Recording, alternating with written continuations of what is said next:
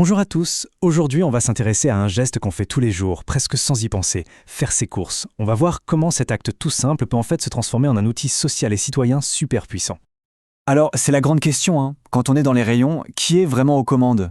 Est-ce qu'on est totalement libre de nos choix, ou est-ce qu'il y a des forces un peu invisibles qui guident notre main vers le caddie? C'est ce qu'on va explorer ensemble. Pour commencer, partons d'un constat assez simple en fait. Une grande partie de notre consommation se fait sans qu'on y réfléchisse vraiment. C'est ce qu'on pourrait appeler le mode pilote automatique.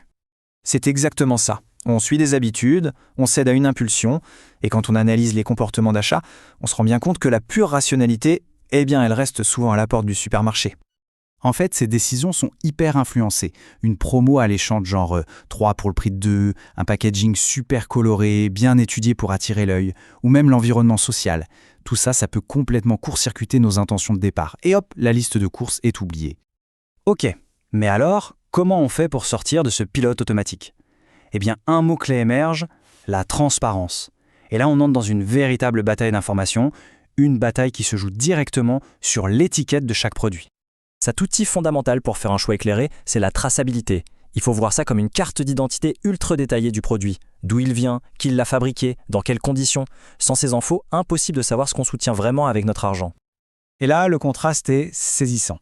D'un côté, on a le produit traçable, transparent, de l'autre, son opposé total, la contrefaçon. Et attention, dans le cas de la contrefaçon, le manque d'infos, ce n'est pas un oubli, non, c'est une stratégie délibérée pour cacher une réalité qui est bien souvent dangereuse. Parce qu'on ne parle pas juste d'une copie un peu moins chère, hein. La contrefaçon, c'est un vrai danger. Imaginez, des jouets pour enfants avec de la peinture toxique, des faux médicaments qui, au mieux, ne soignent pas, au pire, sont nocifs, des cosmétiques frelatés ou des pièces de voiture défectueuses qui peuvent causer un accident. Le petit prix peut cacher un risque absolument énorme. Bon, après ce tableau un peu sombre, passons à une perspective plus positive. Comment est-ce que l'acte d'acheter peut devenir plus qu'une simple transaction? Comment peut-il se transformer en un véritable acte citoyen? L'exemple de l'achat local, il est parfait pour illustrer ça. C'est un véritable cercle vertueux. Regardez, on achète un produit local, ça soutient directement une entreprise du coin. Cette entreprise peut alors grandir, innover, du coup, des emplois sont créés ou maintenus sur place, et au final, c'est toute l'économie de la communauté qui se renforce. Alors là, on pourrait se dire, oui mais attends, les produits locaux sont souvent plus chers, c'est pas très rationnel. Et c'est là qu'il faut voir la rationalité de manière un peu plus large. Le point essentiel, c'est que la satisfaction qu'on tire d'un achat, ce n'est pas juste l'objet en lui-même.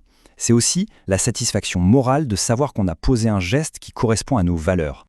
En gros, l'action citoyenne par la consommation, ça prend deux grandes formes. D'un côté, il y a le pouvoir du non, c'est le boycott. On refuse collectivement d'acheter pour mettre la pression sur une entreprise. Et de l'autre côté, il y a le pouvoir du oui. C'est le choix conscient, qu'on appelle aussi le boycott. Là, on choisit délibérément de soutenir des entreprises qu'on juge vertueuses.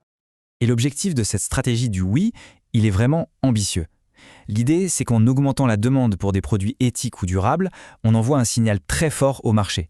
On dit aux entreprises, voilà ce qu'on veut. Et ça les incite à adapter leur mode de production. Mais voilà, le tableau ne serait pas complet si on ne disait pas que c'est compliqué. Être un consommateur responsable, c'est loin d'être simple. Ça nous met souvent face à des choix cornéliens, à des compromis parfois difficiles. Idéalement, le produit parfait, le produit responsable, il cocherait toutes ces cases.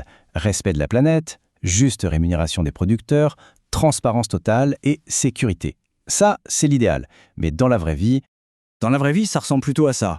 Prenons des exemples. Acheter local, c'est super pour l'emploi ici. Mais est-ce que ça a une meilleure empreinte carbone qu'un produit bio qui vient de loin ? Acheter équitable, ça garantit un bon revenu à un producteur. Mais quid des émissions de CO2 liées au transport? La solution parfaite existe rarement. C'est une question d'arbitrage permanent. Et c'est là qu'on mesure tout l'enjeu. Chaque euro dépensé devient en fait un bulletin de vote. Qu'on le veuille ou non, nos choix personnels sont directement connectés à des enjeux mondiaux. Les droits humains, les conditions de travail, la protection de l'environnement. Notre caddie a des répercussions qui vont bien au-delà de notre simple satisfaction personnelle. Ce qui nous laisse avec cette question, qui est vraiment essentielle. Dans ce monde d'options imparfaites, où le choix parfait n'existe pas, comment choisir judicieusement? Comment est-ce qu'on établit ses propres priorités? Le véritable défi de la consommation citoyenne aujourd'hui, c'est peut-être justement ça, apprendre à naviguer dans cette complexité. Une réflexion qui mérite d'être poursuivie.